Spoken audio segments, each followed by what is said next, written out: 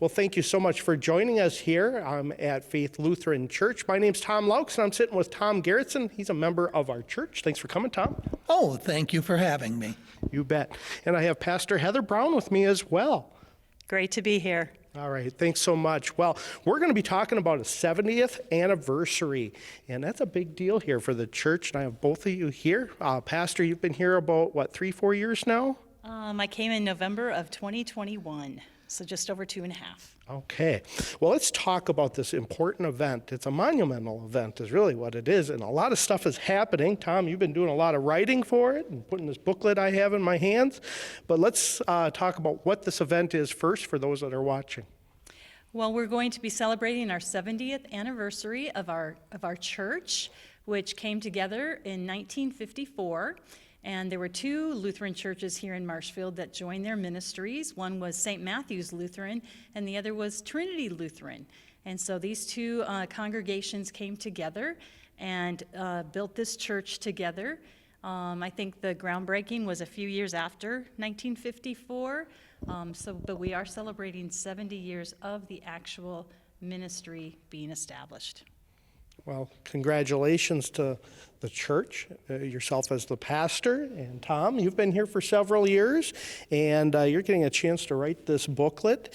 And what do you want to share in this important event? I'm going to hand the mic over to you. Well, Tom and Pastor, my wife Jean and I have been members here since 1980. That was when Pastor Walter Schultheis was making hospital runs then. We had our baby, Brian, our second of 2 boys, in September of 1980. Pastor came up, saw the wristband.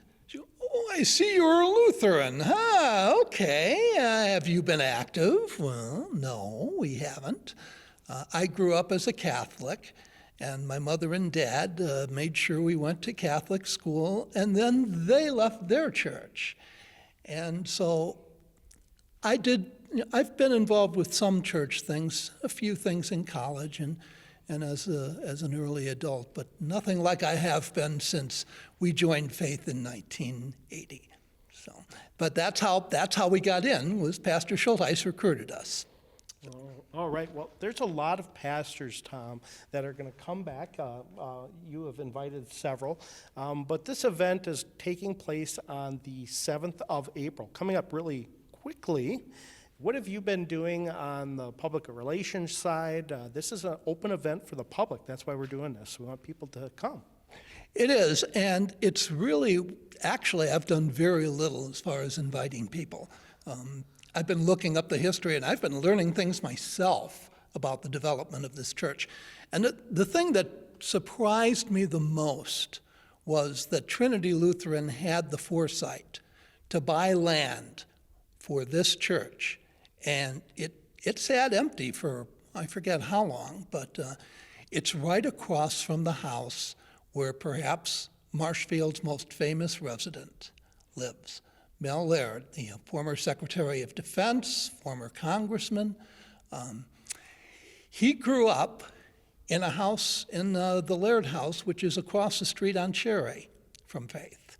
And his father was a Presbyterian minister. So he had nothing to do with this church per se, but he lived across from it. And 1958 was when the place was built. You see the cornerstone out there. When we have services outside on occasion, and always take note of that. So, but to ask about public relations, I think putting together the 70th anniversary booklet, a lot of it was from the 60th anniversary. Some was from my experience here, and some of the other people, because for 32 years I sat in the pews, and pretty much that was about it. And then Gene Swenson recruited me into choir in 2012. And that's how they finally got me behind the curtain here. But let's talk to Pastor here about that day that's going to happen on the 7th. I mean, you've been planning and stuff with the planning committee. Yeah. And I guess what are we going to see as members of the church or anybody that wants to come? It's probably free. Right. And I think there's even a pancake breakfast, if I remember right. So we have our worship service, which is a festival worship service at 9 a.m. on Sunday morning, April 7th. And we have a number of former pastors who will be joining us. Some names that people in the community may recognize: Pastor Giselle Burninghouse, my predecessor, who served here for 4 to 5 years. When 5 years, when the it was here at the onset of the pandemic, and so we're happy to welcome her back. We're also having Pastor Peter Musinski, who is a Rear Admiral in the Navy now as a Navy chaplain, and he will be with us. We will have Pastor Rick Biederman, who served here for a number of years. In addition to those guys, we'll have others, and we're so thrilled that our bishop, Lori Scow Anderson of the Northwest Wisconsin Synod, is going to be our guest preacher, and she will be finishing up her term as bishop at this next Synod Assembly that's coming up. And so we're just so happy to have her with us at the end of her time serving as bishop in our synod. In addition to those pastors, we have a number of special guests who are former staff coming. And we also have 16 charter members who still are with us and who we have invited and reached out to, and so we're hoping to be welcoming them as well. So that is our worship service, and then we'll go downstairs at 10:30 for a pancake extravaganza by our Faith Lutheran youth, led up by our youth director, Kim Verana. They are going to serve pancakes as a fundraiser for those who'd like to make a free will offering for their summer mission trip this summer to Duluth. So it's going to be a really special morning with a lot of celebrating, a lot of remembering, and a lot of lifting up the mission for the future of our church. And our mission is loved by God, living for others. So we hope that as many people will make plans to join us as you can. Well, it's busy several weeks with Easter now coming up. We're doing this a little bit before Easter. It's Holy Week this week, and on Thursday you have a service as well, and then the Easter, but the 7th, and that's not even 2 weeks away from now. And this booklet you talked about, Thom, is there a way that people are able to see this booklet at that day or online? What's the plan with the booklet?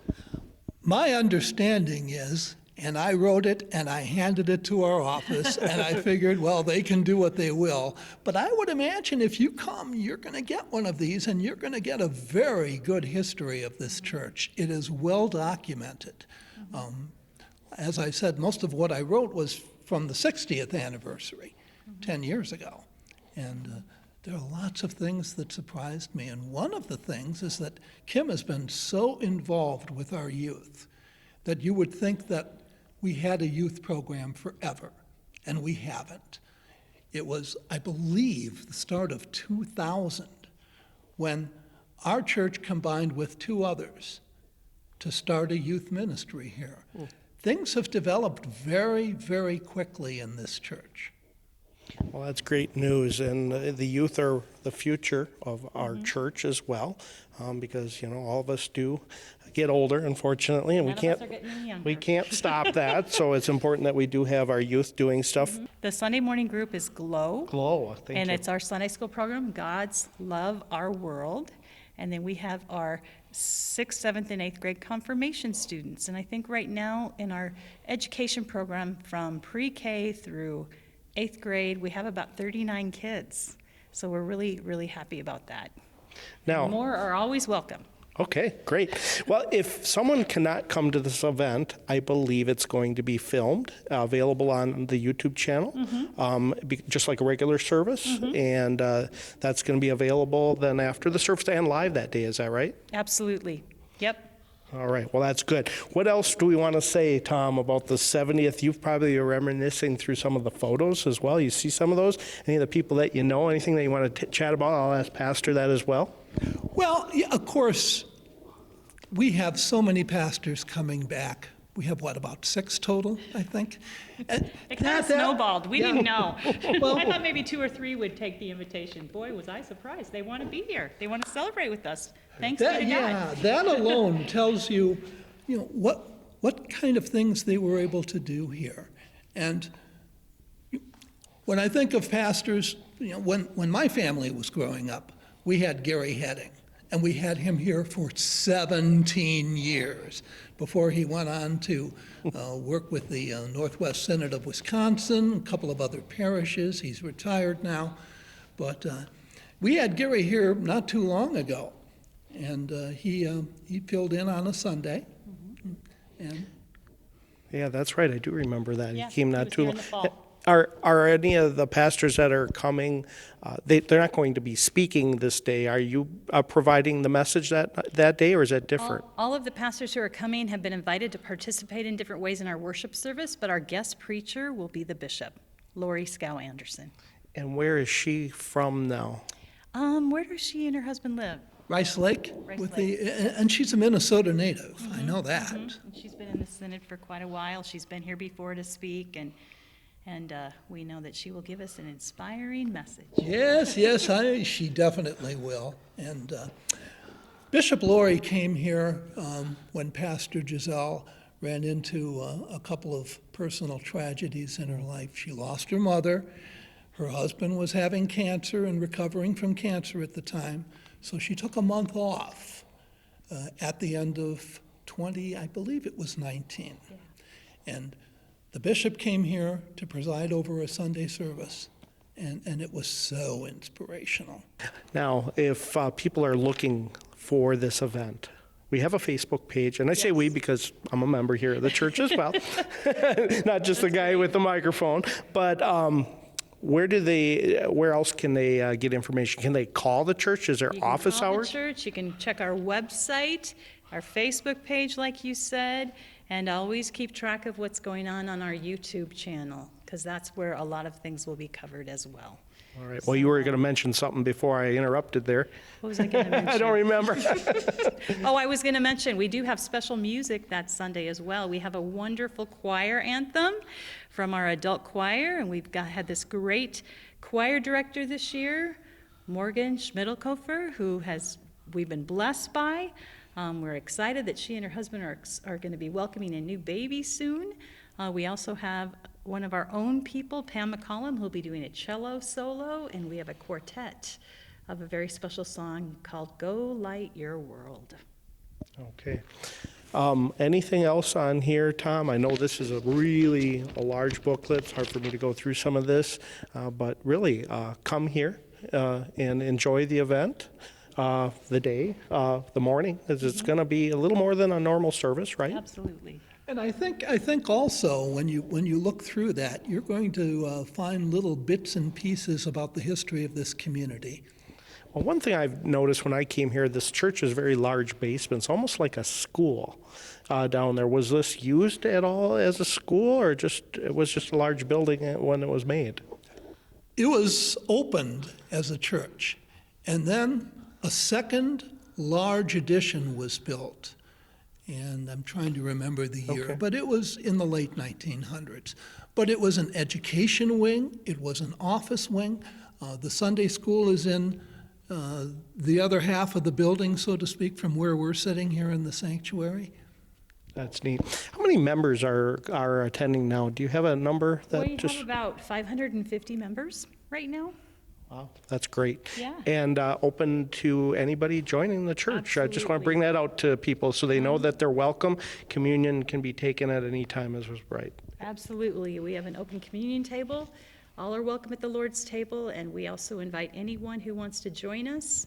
We believe that God is on a mission to love and bless the world, and he wants everybody to join in the adventure. And there is a place for you here at Faith Lutheran with God's people. All right. Well, I want to thank you both for explaining this event, telling us about it. That's really important for this community of Marshfield of almost 19,000, but anybody's welcome to come. If we can pack these and have extra seating, that's our goal, right? Yep. All right. Thanks so much for coming, Tom. And Tom, thank you for having me. you bet. And Thanks thank a you. lot. All righty. Well, thank you for watching on our Facebook page as well as the community television station, putting that on there for the church as well.